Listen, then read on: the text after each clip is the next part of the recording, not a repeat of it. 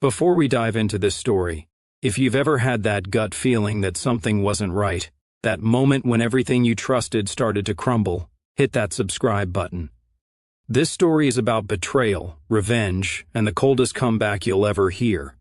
Trust me, you'll want to see how this ends. Why are you home early? I stood in the doorway of my own home, briefcase in hand, and watched my wife ask me a question that would change everything. Those 4 words. 4 simple words that confirmed what I'd suspected for months. Let me back up.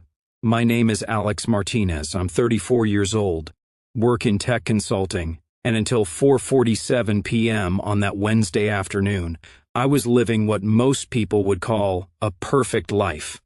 Beautiful home in the suburbs, successful career, a wife I'd loved since college. But standing there, watching Jasmine grip the banister at the top of the stairs, her face flushed and her eyes wide with panic, I realized that perfect life had been a carefully constructed illusion. "Pipe burst at work," I said calmly, studying every micro-expression on her face. "Buildings flooded. They sent everyone home. I'd learned to read people in my line of work. Clients lie about budgets. Colleagues lie about deadlines. You develop an instinct for deception. The darting eyes, the nervous gestures, the explanations that come too quickly. Jasmine had all the signs. "Oh, wow, that's crazy," she laughed. But it was wrong. Too high-pitched, too fast. I was just about to start dinner.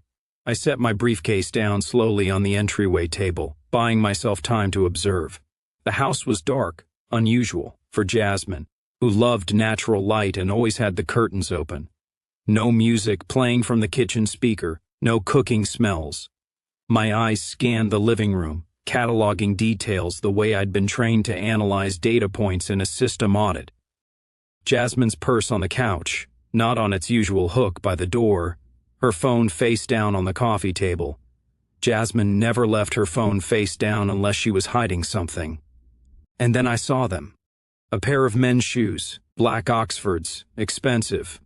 Definitely not mine, tucked partially under the couch's edge, like someone had kicked them off in a hurry and tried to hide them. My heart rate picked up, but I kept my face neutral. Years of presenting to hostile boardrooms had taught me how to mask my emotions. "Dinner?" I repeated. "It's not even 5 yet. I was about to plan dinner," Jasmine stammered, descending 2 steps. "You know, get ingredients out, that sort of thing." I nodded slowly and closed the front door behind me. The click echoed in the quiet house. That's when I heard it. A creak from upstairs. The same creak our bedroom floor made every single morning when I got out of bed. The floorboard right next to the bathroom entrance. Someone was up there. Someone had just shifted their weight trying to stay quiet and failed. I looked up at the ceiling, then back at Jasmine. I watched her face go pale. I watched her swallow hard. I watched her mind race to come up with an explanation. "The house settling," she said quickly. "You know how these old houses are. Always making noise. I'd lived in this house for 5 years. I knew every sound it made. The settling happened late at night when temperatures dropped, not at 4:48 p.m. on a warm spring evening. But I said nothing. Not yet. I walked toward the stairs, and I saw Jasmine move instinctively to block my path, then catch herself and step aside. Another tell. Another data point. "You seem jumpy," I observed, stopping at the bottom step. "Me? No, I'm just surprised you're home so early. I was probably going to take a nap, and you startled me when you came in. You were going to take a nap at 4:47 p.m. I've been tired lately. I see." Another creak from upstairs. Footsteps, careful, deliberate, moving from what sounded like the bedroom toward the master bathroom, or the closet. Someone was definitely up there, and that someone was trying very hard not to be heard. I watched Jasmine's eyes well up with tears. I watched her deploy the deflection tactic I'd seen her use in past arguments. Turn the tables. Make me the bad guy. "Why are you interrogating me? I'm your wife, Alex. I'm allowed to be in my own home feeling tired, without you acting like I've committed a crime." In that moment, I made a choice. I could confront her right here, right now, explode with rage and demand answers. Or I could play this smart, see exactly how far the lies went. Confirm what I already suspected. You're right, I said, softening my voice. I'm sorry. It's been a stressful day. The flooding at work, having to rush out, traffic on the way home. I'm just wound up. I saw her shoulders relax. I saw her believe she'd successfully deflected me. It's okay. I understand, she said. Why don't you go take a shower, relax, and I'll order us some takeout. Chinese? Your favorite? That sounds perfect, I smiled, but kept my eyes cold. I walked up the stairs, each step deliberate. I heard Jasmine follow close behind me, too close. She was ready to intervene if necessary. That told me everything I needed to know. The hallway at the top of the stairs led to 3 rooms, master bedroom straight ahead, guest bedroom to the left, home office to the right. The master bedroom door was halfway open, swaying slightly. Someone had definitely just moved past it. I'll just grab some clean clothes, I said, heading toward the bedroom. Wait, Jasmine's hand shot out and grabbed my arm. Let me grab them for you. You've had a long day. Why don't you go to the bathroom, start the shower, and I'll bring you clothes. I turned to look at her, really look at her. Her makeup was smudged around her eyes. Her lipstick was faded, like it had been recently kissed off and hastily reapplied. Her blouse was buttoned incorrectly, one button in the wrong hole, creating an uneven hem. In 6 years of marriage, I'd never seen Jasmine dressed carelessly. She was meticulous about her appearance. That's sweet of you, I said. But I can get my own clothes. I gently pulled my arm free and walked into the bedroom. The bed was made, hastily. I could see the comforter had creases in the wrong places. One pillow sat at an odd angle. The window was open, which Jasmine hated because she claimed it let in too much dust. But it was the closet that held my attention. The walk-in closet door, normally kept closed, was open about 6 inches. Not wide open, not fully closed, 6 inches. Just enough for someone to slip inside quickly, and through that 6-inch gap I could see movement. A shadow. The faintest shift of fabric. Someone was in there breathing, trying desperately to stay still and silent. Alex. Jasmine's voice cracked behind me. She was crying now, real tears streaming down her face. Alex, please. Let's go downstairs. I'll explain everything, I promise. Just, please. I walked toward the closet, my hand steady. There's nothing in there, Jasmine said desperately. I already checked earlier. I thought I heard a mouse or something, but it was nothing. Just the house settling, like I said. I reached for the closet door handle. My heart was pounding, but my hand didn't shake. Alex, please! Jasmine sobbed behind me. I pulled the door open, and there he was, Nicholas Rivera, crammed between Jasmine's dresses and my hanging suits. One hand gripping a coat hanger for balance, stood the man I'd invited into my home for dinner parties. The man I'd made small talk with about investments and vacation destinations. The man who'd complimented my wife's cooking and laughed at her jokes and stood just a little too close during conversations. I knew him. I'd known him for almost a year, and now I knew him in a completely different way. Nicholas stood frozen, his perfectly styled hair messed up, his expensive shirt wrinkled, his face a mixture of shock, fear, and resignation. He looked at me like a trapped animal, knowing there was no escape. No explanation that would make this okay. Time seemed to stop. I stood in the doorway, hands still on the door handle. Jasmine stood behind me, hands covering her mouth, tears streaming down her face. Nicholas stood in the closet, trapped. Nobody spoke. The silence stretched. 5 seconds. 10. 15. And then I laughed. I couldn't help it. The absurdity of the moment hit me all at once. This man, this investment broker with his leased BMW and his fake success story, was hiding in my closet like a scared child. This was what my marriage had come to. This was the great betrayal I'd been mentally preparing for. I laughed, deep, genuine laughter that started in my chest and grew louder, filling the bedroom. I laughed until tears formed in my eyes. I laughed until my sides hurt. I laughed until I had to steady myself against the doorframe. Alex? Jasmine whispered, confused and terrified. I wiped my eyes and looked at Nicholas. really looked at him. "Nicholas Rivera," I said, my voice suddenly calm, all traces of laughter gone. "Investment broker, divorced twice, drives a leased BMW, lives in that overpriced apartment complex downtown, the one with the gym he never uses." I saw the color drain from his face. I saw him realize I knew more than I should. I turned to Jasmine. "And you. My beautiful, brilliant wife. 6 years of marriage, college sweethearts, the woman I trusted with everything." "Alex, I can explain," Jasmine started, her voice breaking. "No need," I interrupted, holding up my hand. "I already know everything." I saw her face go pale. I saw fear replace the tears. "What?" she whispered. "Everything," I repeated. "The lunch dates at Romano's every Tuesday, the hotel room at the Hilton every Thursday afternoon, room 347 to be specific. The joint checking account you opened 3 months ago, the texts, the calls, the weekend girls' trip to Miami that you actually spent with Nicholas at the Fontainebleau." I watched them both process this information. I watched them realize the full scope of what I knew. Nicholas finally found his voice. How long have you known?" I smiled. Not a warm smile, not a friendly smile. The coldest smile I'd ever given anyone. "Since the beginning, Nicholas. Since the very beginning." The silence that followed my revelation was deafening. I watched Nicholas step out of the closet slowly, his legs shaky, like a prisoner being led to execution. I watched Jasmine sink down onto the edge of our bed, the bed we'd shared for 6 years, her face buried in her hands. "Since the beginning?" Jasmine's voice was muffled through her fingers. That's impossible. You never said anything. You never acted like I knew my wife was cheating on me." I finished for her. "No, I suppose I didn't."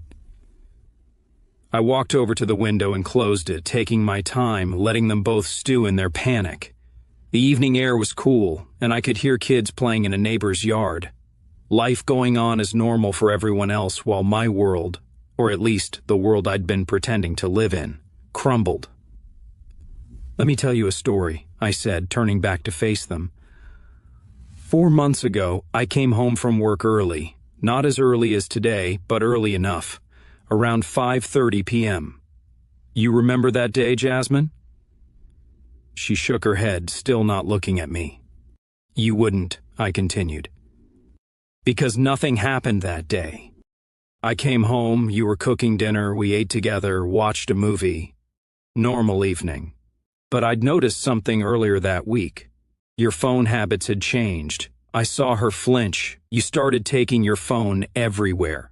Bathroom, kitchen, even just to check the mail. You'd get text messages and smile at the screen, then quickly turn it face down when I walked in the room. You started showering at odd times. Middle of the afternoon right after I left for work.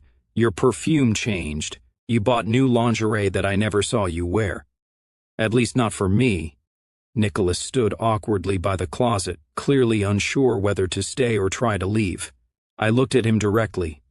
"Don't even think about leaving, Nicholas. We're all going to have a conversation. Adult to adult. Sit down."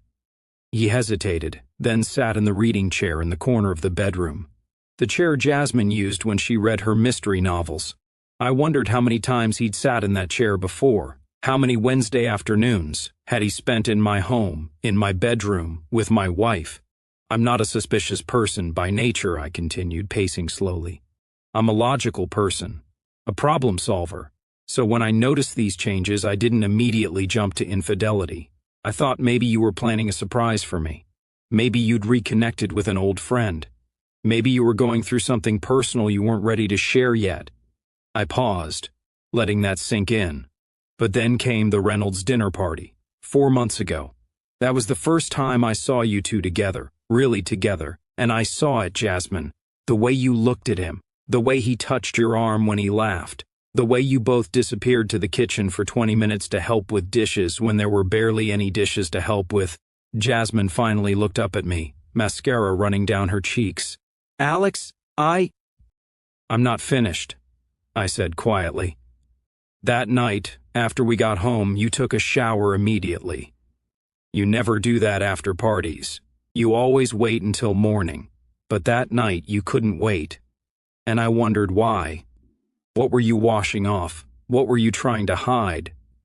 I walked to my dresser and opened the top drawer. Inside was a small black device about the size of a USB drive. Do you know what this is?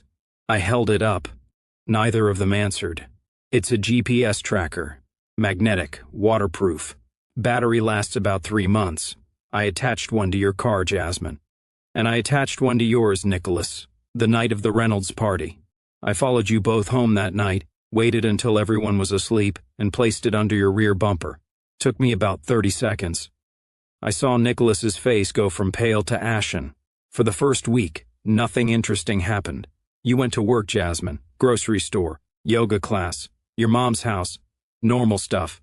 Nicholas, you went to your office, a few client meetings, the gym once, good for you by the way. Trying to get in shape. Nicholas looked like he wanted to disappear into the chair.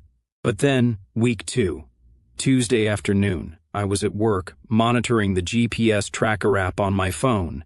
Yes, there's an app, technology is wonderful. And I saw both of your cars arrive at Romano's restaurant at 12:47 p.m. You stayed for an hour and a half. Long lunch break, Jasmine. Longer than your usual 30 minutes. I set the tracker back in the drawer and closed it. I told myself it could be innocent. Maybe you ran into each other. Maybe you were discussing investments. Nicholas is a broker after all. But then it happened again the next Tuesday. And the Tuesday after that. Same restaurant, same time. Always on Tuesdays. I walked back to the window, looking out at the darkening sky. Thursday afternoons were interesting too. The Hilton Hotel downtown.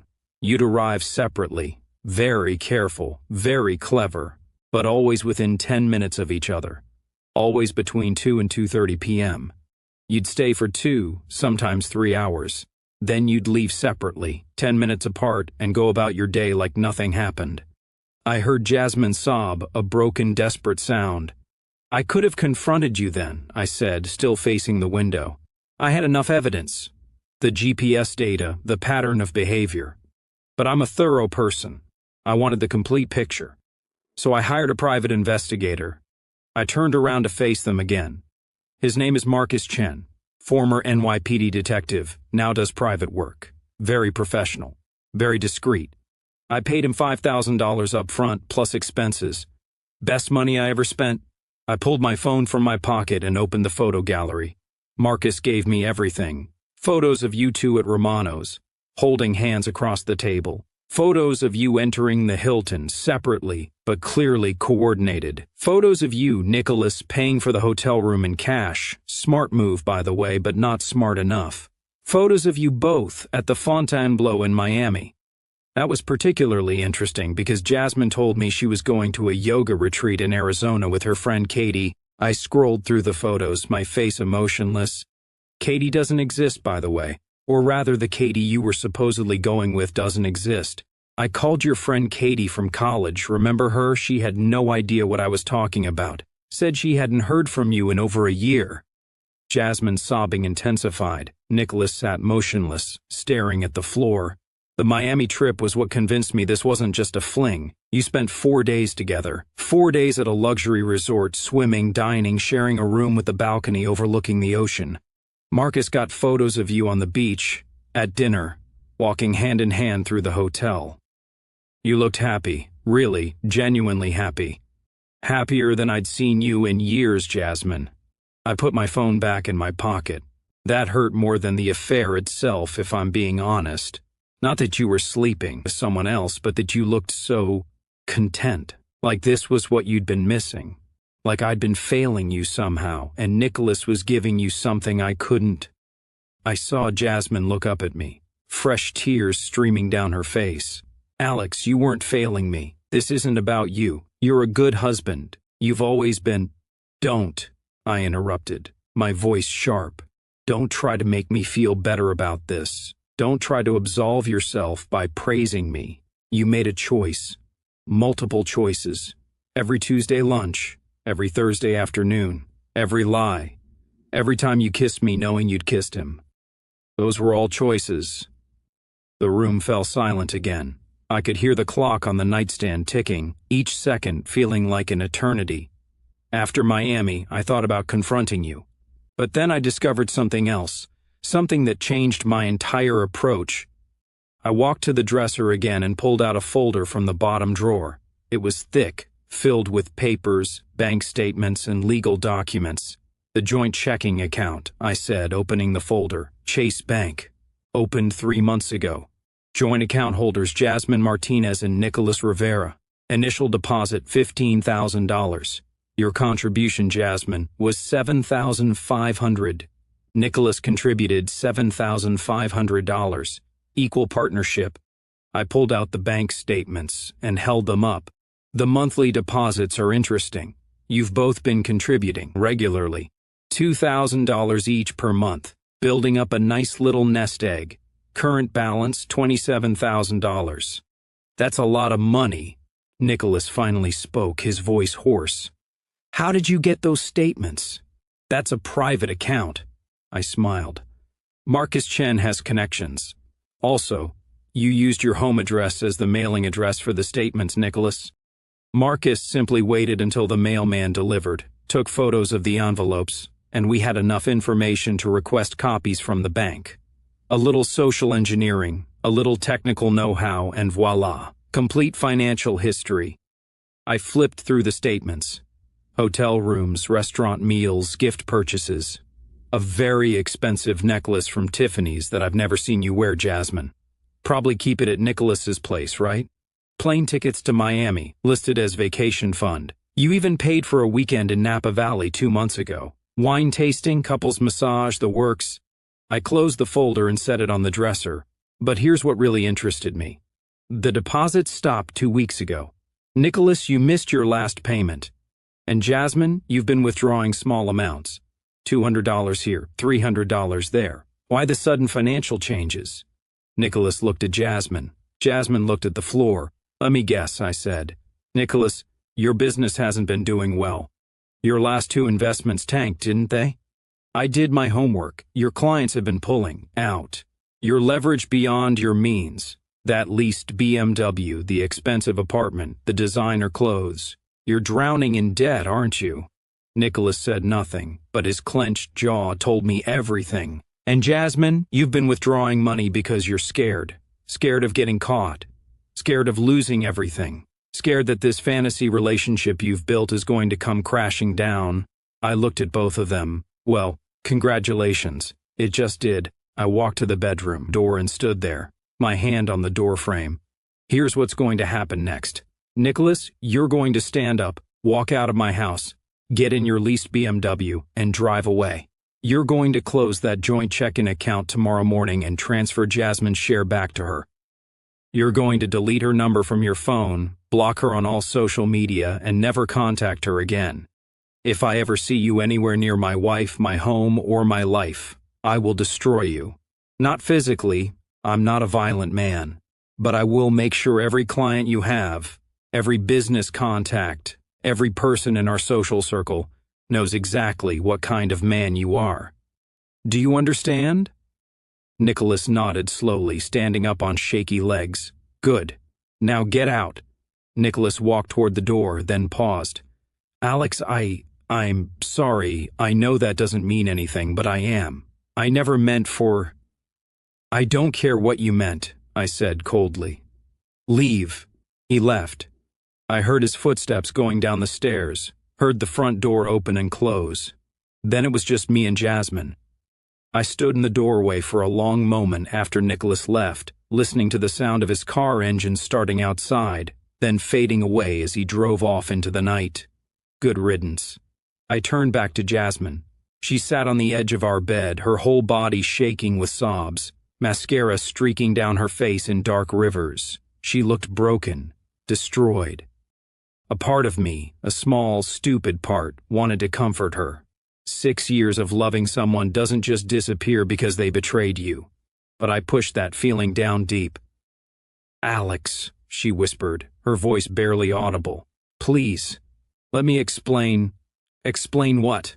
I asked, walking back into the room. Explain how you fell into his bed by accident. Explain how 4 months of lies and deception was somehow justified. I'm listening, Jasmine. Explain it to me. She looked up at me, her eyes red and swollen. I was lonely. You were always working, always focused on your career. We stopped talking. We stopped connecting. I felt invisible in my own marriage. I nodded slowly. So you decided the appropriate response was to have an affair instead of, I don't know, talking to me about it? Going to marriage counseling? Actually communicating like an adult? I tried, she said, her voice rising. I tried to talk to you, but you were always too busy, always too tired. Not now, Jasmine. I have a presentation tomorrow. Not now, I have a client call. Not now, I need to finish this report. When was I supposed to talk to you, Alex? When? I felt anger flare in my chest, hot and sharp. So this is my fault? You're actually going to sit there and blame me for your affair? No, that's not what because let me tell you something, Jasmine. I work hard. I work hard to provide for us, to give you the life you wanted. This house, your car, the vacations we take, the comfortable life you've been living while sneaking around with Nicholas, all of that came from me working those long hours you resented so much. I never asked for any of that. Jasmine stood up, anger replacing her tears. I never asked for a big house or expensive vacations. I asked for you. I asked for my husband to be present, to be engaged, to actually care about me and not just provide for me like I'm some trophy wife you can ignore as long as the bills are paid. Her words hit me harder than I expected, because there was truth in them. Uncomfortable, painful truth. I had been working a lot, 70, sometimes 80-hour weeks.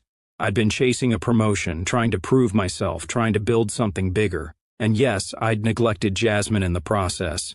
I'd stopped asking about her day, stopped planning date nights, stopped seeing her as a partner, and started seeing her as just another part of my life that was running smoothly enough to not require attention.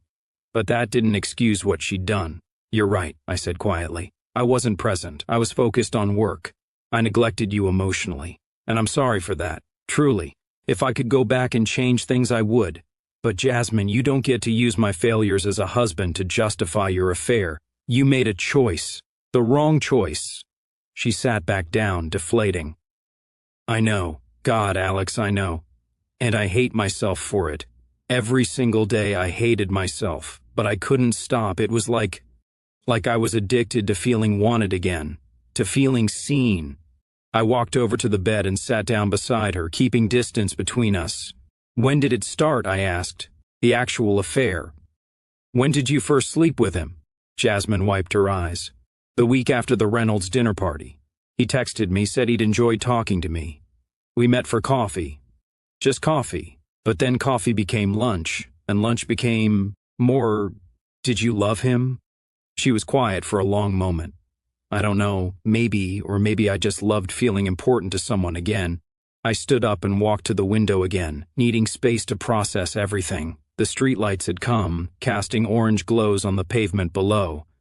I could see Mrs. Chen across the street watering her garden. Normal life, normal evening. Nothing had changed for anyone else in the world.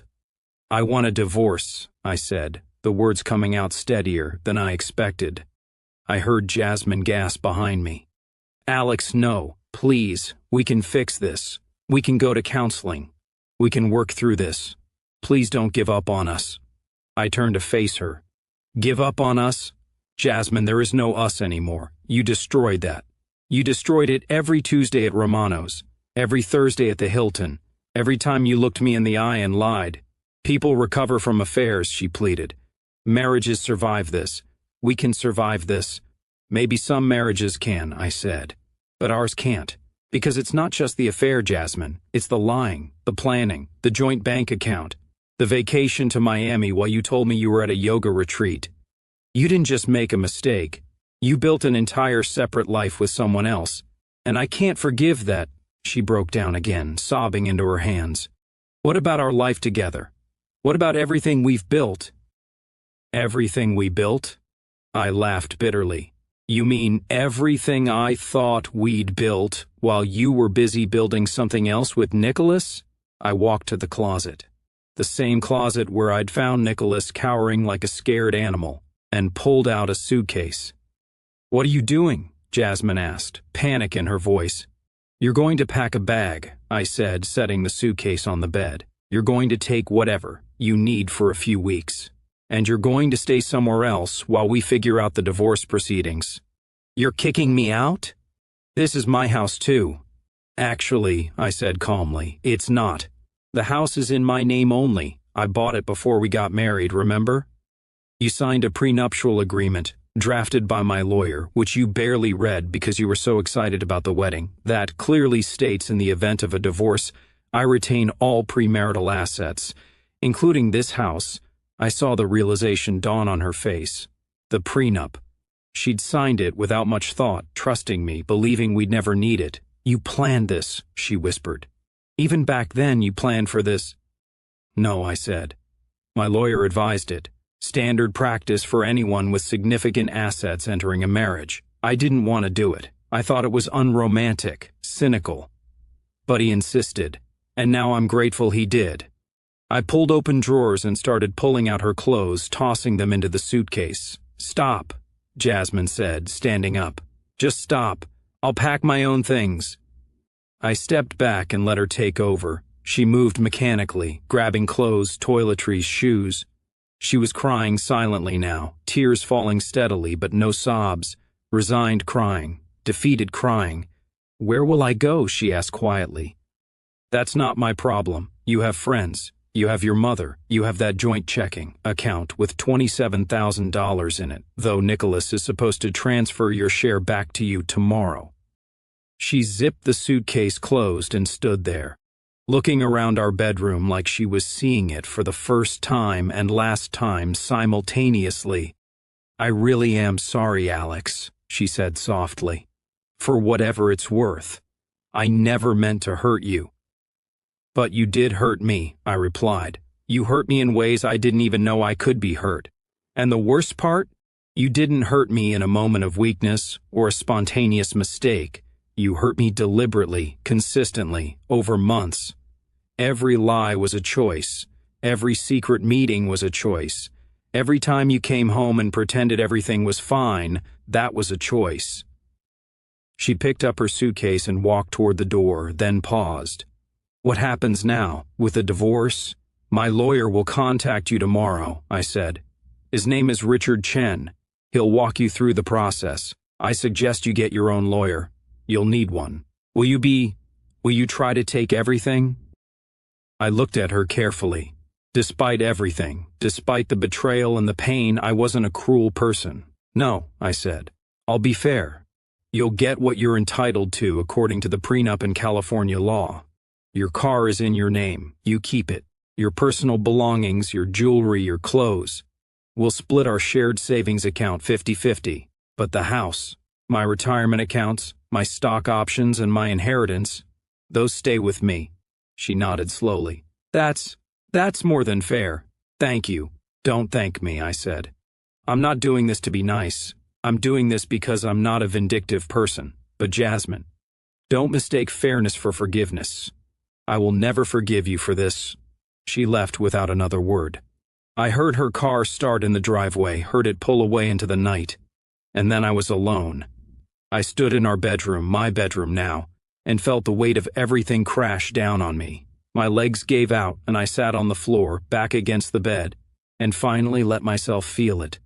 The pain. The betrayal. The loss. I didn't cry. I was too angry to cry. Too hurt, too numb.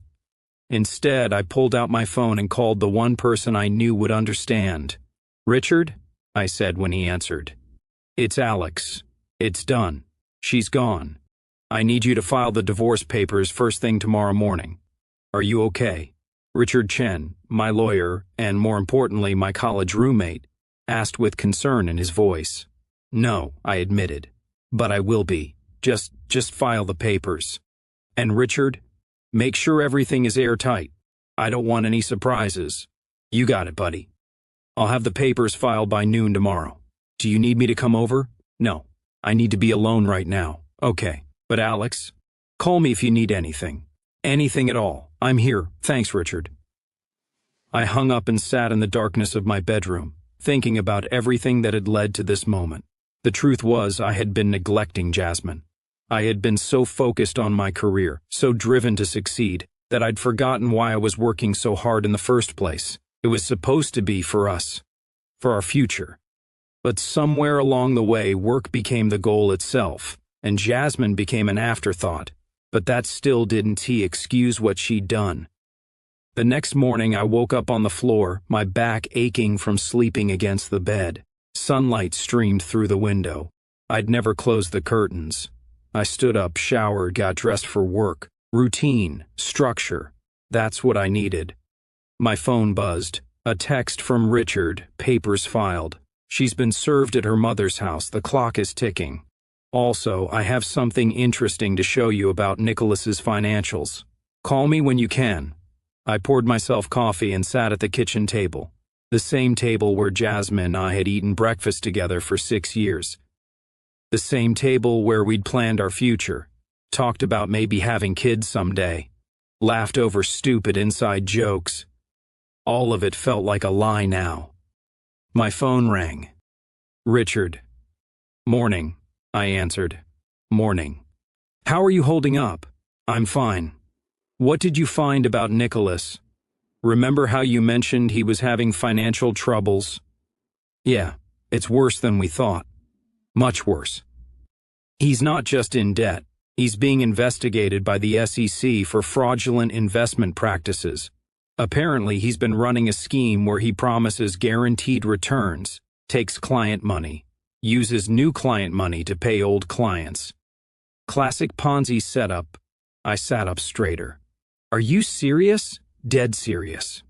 My contact at the SEC said they've been building a case for months. Nicholas is looking at potential criminal charges. Fraud, embezzlement, securities violations. If convicted, he's looking at 10 to 15 years in federal prison. I let that sink in. Nicholas wasn't just a cheating scumbag. He was a criminal. There's more, Richard continued. That joint checking account he had with Jasmine? Some of that money came from his fraudulent investments, which means Jasmine could potentially be implicated as an accessory. What? My stomach dropped. If prosecutors can prove she knew where the money was coming from, she could face charges too. Conspiracy, money laundering, aiding and abetting. It's a stretch, but it's possible. I thought about Jasmine, my wife, ex-wife, potentially facing criminal charges. Does she know? I asked Richard. Does Jasmine know about Nicholas's illegal activities? I don't think so, Richard replied. From what I can tell, she thought he was a legitimate investment broker. Nicholas kept his scheme pretty well hidden. But Alex, if the SEC investigation goes public and they find that joint account, they're going to have questions for her. I rubbed my temples, feeling a headache building. Despite everything Jasmine had done, I didn't want to see her go to prison for something she likely had no knowledge of. What should I do? I asked. Honestly, nothing. You're divorcing her. Her legal problems are her legal problems. You need to protect yourself first. Make sure there's a clear paper trail showing you had no knowledge of or involvement with that joint account. I'll draft a statement for the record. Do it, I said. But Richard, if the SEC contacts Jasmine, make sure she knows to get a criminal defense attorney immediately. Not because I care about her, I don't anymore, but because I'm not a monster. You're a better man than most, Alex. I'll make sure she's warned. Now, let's talk about your assets. I want to make sure everything is protected during the divorce proceedings. We spent the next hour going over my financial situation. The house, fully mine as I'd told Jasmine. My retirement accounts, untouchable, according to the prenup. My stock options from work, also protected. The shared savings account, $47,000 that would be split 50-50, giving Jasmine $23,500. But then Richard dropped another bombshell. Alex, there's something else, your stock options. The ones that vest next month. What about them? They're worth significantly more than you probably realize. With the company's recent acquisition announcement, your options are valued at approximately $850,000. And because they haven't vested yet, they're not considered marital property. They're entirely yours. I nearly dropped my coffee cup. $850,000. Give or take. The prenup is very clear. Unvested stock options remain separate property. Jasmine has no claim to them whatsoever.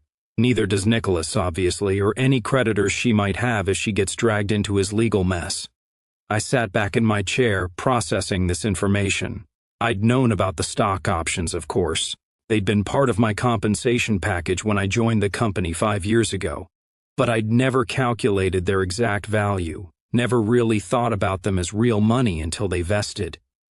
So let me get this straight, I said slowly. I'm divorcing Jasmine. She gets half of our savings, about $23,000. I keep the house, my retirement, and stock options worth almost $1 million that she doesn't even know the full value of? Correct. And it's all completely legal and protected by the prenup she signed. I thought about that. About how I'd spent months knowing about the affair, documenting everything, planning this moment. About how I'd stayed calm when I found Nicholas in my closet, even laughed, because I already knew how this story would end. I'd won. Completely and totally won. But it didn't feel like victory. It felt hollow. Richard, process the divorce as quickly as possible. I want this finished. Will do. California has a 6-month minimum waiting period, but we can have everything else finalized within weeks. She'll be out of your life before you know it. We hung up, and I sat in my kitchen, drinking coffee, thinking about the past 6 years of my life. 3 months later, I was sitting in a coffee shop downtown when I saw her. Not Jasmine. Someone new. Her name was Emily, and she'd accidentally taken my coffee order. We had the same drink, apparently. She was mortified, apologizing profusely, offering to buy me a replacement. I told her it was fine, these things happen, and somehow we ended up sitting together, talking. Emily was a pediatric nurse. She loved hiking, terrible reality TV shows, and had a rescue dog named Pancake. She was funny, kind, and refreshingly honest. When I told her I was recently divorced, she didn't pry. She just said, "That must have been difficult," and changed the subject. We exchanged numbers, started texting, went on a few dates. I wasn't ready for a relationship, not really. But Emily understood that. She wasn't pushing for anything serious. We were just two people enjoying each other's company, with no expectations, no pressure, no lies. It was nice. Really nice. 6 months after the divorce, Emily and I were officially dating. Nothing serious yet, we were taking it slow. But it felt healthy, honest, real. She knew about Jasmine. I told her the whole story one night over dinner. I expected judgment, maybe some wariness about getting involved with someone so recently divorced. But Emily just listened, nodded, and said, "It sounds like you handled a terrible situation with a lot of grace. But I hope you know you don't have to be that composed all the time. It's okay to be angry. It's okay to be hurt. And for the first time since finding Nicholas in my closet, I let myself actually feel those emotions. I cried. I raged. I grieved the marriage I thought I had and mourned the future I thought we'd build together." Emily held me through it all. No judgment, no platitudes, just presence. 1 year after everything fell apart, I was hiking with Emily and Pancake, the world's laziest rescue dog who needed to be carried the last mile. When my phone buzzed, a text from an unknown number, I almost didn't open it. But curiosity got the better of me. "Alex, it's Jasmine. I know I have no right to contact you. I know you probably don't want to hear from me. But I wanted you to know that I'm sorry, truly deeply sorry. I've been in therapy, working on myself, trying to understand why I made the choices I made. I'm not asking for forgiveness. I don't deserve it. I just wanted you to know that you were right about everything. I was selfish. I was cruel. I destroyed something beautiful because I was too scared to be honest about what I was feeling. I hope you're happy now. I hope you found someone who treats you the way you deserve to be treated. You're a good man, Alex. I forgot that for a while, but I remember now. Take care of yourself. Jay." I stared at the message for a long time. Emily noticed. "You okay?" "Yeah," I said, slipping the phone back into my pocket. "Just someone from my past. Do you want to talk about it?" I thought about it. Thought about responding to Jasmine, acknowledging her apology, maybe even offering some kind of closure. But then I looked at Emily, at her concerned face, at the way she instinctively reached for my hand. I looked at Pancake, panting happily despite being exhausted. I looked at the trail ahead of us, winding through trees and opening up to a vista I'd been excited to see. "No," I said, squeezing Emily's hand. "I don't think I do." I deleted the message, not out of anger or spite, but because I realized that responding wouldn't change anything. Jasmine's apology was for her benefit, not mine. It was part of her healing process, and that was fine. But I didn't owe her anything. Not my forgiveness, not my understanding, not my time. I'd already given her 6 years. She didn't get another second. We continued hiking, and I felt something I hadn't felt in a long time. Peace. Real, genuine peace. The betrayal had hurt. It had cut deep and left scars I'd probably carry forever. But it had also taught me valuable lessons about trust, about communication, about the importance of being present in your own life. I'd learned that revenge isn't always loud and dramatic. Sometimes the best revenge is simply moving on, building a better life, becoming a better person, finding happiness in spite of someone else's attempt to destroy it. I'd learned that staying calm doesn't mean you're not hurt. It just means you're choosing to handle your hurt with dignity rather than chaos. And I'd learned that life goes on. Even when it feels like your world is ending, even when you find someone hiding in your closet, even when everything you trusted turns out to be a lie, life goes on. 3 years later, I proposed to Emily on that same hiking trail. She said yes. Pancake barked his approval. We had a small wedding, just close friends and family. No drama, no secrets, no lies. Richard was my best man. He gave a toast about how proud he was of me for choosing happiness over bitterness, for building something new instead of dwelling on what was broken. I saw Jasmine once more, about 5 years after the divorce. I was at a restaurant with Emily, celebrating our second wedding anniversary, when she walked in with someone new, a tall guy, probably her age, laughing at something she said. We made eye contact across the room. She gave me a small, sad smile. I nodded back. That was it. No conversation, no drama. Just a quiet acknowledgement that we'd both moved on. Emily noticed. Was that her? Yeah, she looks different. We all do, I said. 5 years changes people. Emily squeezed my hand across the table. Changed you for the better, I smiled. Changed me, period. Better is debatable, not debatable, Emily said firmly. Definitive. You're the best man I know, Alex Martinez. Flaws and all. And sitting there, in that restaurant, holding hands with my wife. My real wife. The one who chose me every single day, who was honest and present, and real. I realized something important.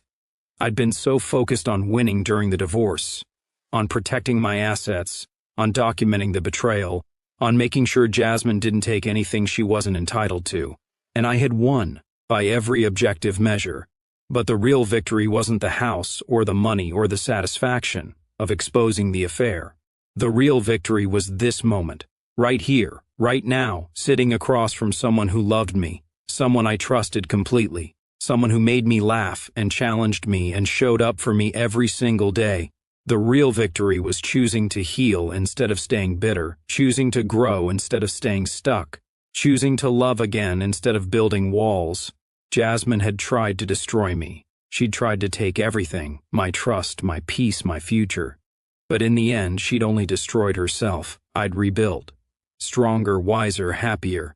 That was the coldest revenge of all. Not punishment. Not retribution. Just living well.